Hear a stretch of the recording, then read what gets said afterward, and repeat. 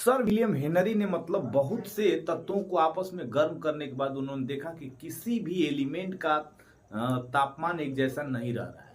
अब उन्होंने अलग अलग क्रियाएं की और उसके बाद कर करके वो थक गया और उसमें एक नियम प्रस्तुत किया जिसको हेनरी का नियम कहा जाता है, जिसको हम लोग फार्मूला के x is equal to P sorry के H is equal to P by आपके पास एक्स, जिसको काई के नाम से भी जानते हैं। इसका ग्राफिकल जो बनेगा आपके पास रेक्टेंग इस प्रकार से बनेगा, है ना। ये आपके पास ग्राफ बनते हैं।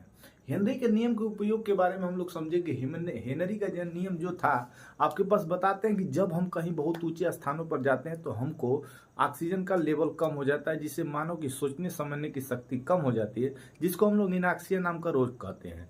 जब कोई मानव जल में घुसता है तो घुसने के बाद उसका तापमान मतलब उसका बॉडी बिल्कुल दबाने लगता है और वहां पे आपके पास एक दिक्कत होती है। उसमें अब घुसता है जब अपने बांटने